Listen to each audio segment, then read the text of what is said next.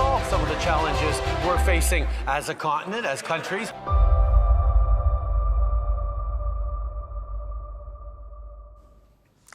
Now let's turn to Canada. They're also seeing a free fall, but of a different kind. The Canadian collapse centers around their Prime Minister, Justin Trudeau. You would have thought that Trudeau hit rock bottom a long time ago. He is deeply unpopular. His approval rating is hovering below 30%. He is running a minority government, kept afloat thanks to outside support from the ever-fickle Khalistani Jagmeet Singh. That's already a precarious situation. But somehow, Justin Trudeau managed to make it worse. He managed to alienate a key member of his own party this time, and this led to the latest debacle.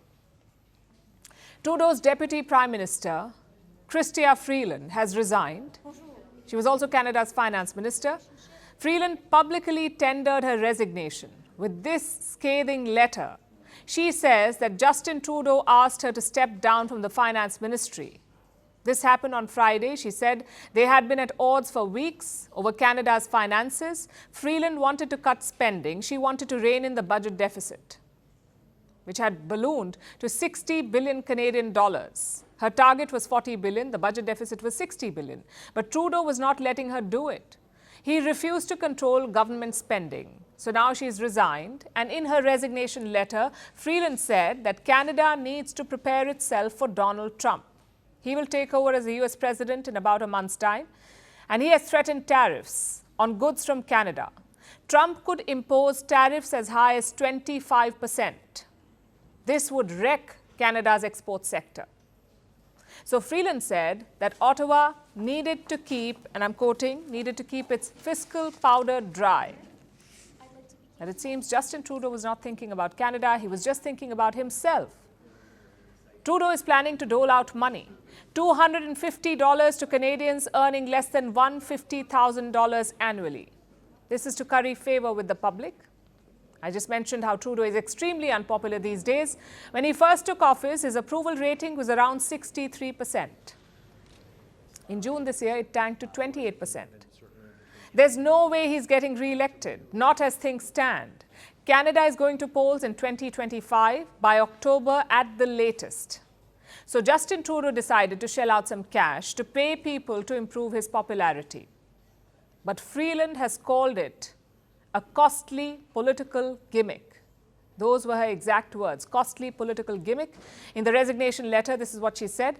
Trudeau's also planning to splurge on other gimmicks, like a tax break on essential items. This was scheduled for the ongoing holiday season. This Santa Claus Act will cost 1.6 billion Canadian dollars in lost tax revenue. The $250 handouts will cost almost $4.7 billion.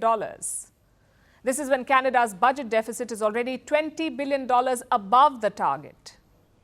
Obviously, Justin Trudeau is trying to buy himself some popularity. Canada's long-term fiscal health be damned. So Freeland quit. She abandoned the sinking ship. And she's not the only one. Canada's Housing Minister, Sean Fraser, says he won't seek re-election.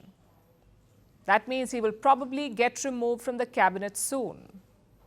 And all this chaos has come as a gift for Trudeau's rivals. The Prime Minister has lost control, yet he clings to power. He's lost control of immigration, lost control of the borders, lost control of spending, deficits, inflation, housing costs. The leader of the opposition wants Trudeau to step down. So do other opposition leaders and even the so-called allies like Jagmeet Singh. He is the man propping up Trudeau's failed government, and he too has called for Prime Minister Trudeau to resign. We don't know if Singh will pull the plug, if he will rescind his outside support. But the writing on the wall is clear. Trudeau's government is an absolute failure.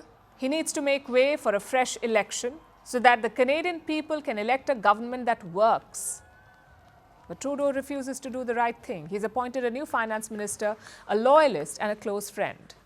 My conversation with the Prime Minister today was entirely focused on the work that we want to do to support Canadians around affordability, obviously the threat of tariffs coming from an incoming administration, and what we need to do to protect the Canadian economy. It seems that Trudeau's political gimmicks will get the green light. This is bad news for Canada, but good news for Trudeau. and for Donald Trump. It's better for Trump that Canada does not fight his tariffs. Trump put out this post on social media. He called Freeland totally toxic. And I'm quoting, he said, Governor Trudeau was right to fire her. Yes, Donald Trump is still mocking Justin Trudeau, calling the Canadian Prime Minister a governor and suggesting that they join as the 51st state of America to evade tariffs. Even in turbulent moments like this, it shows what a joke Justin Trudeau has become and why it's better for Canada if he steps down.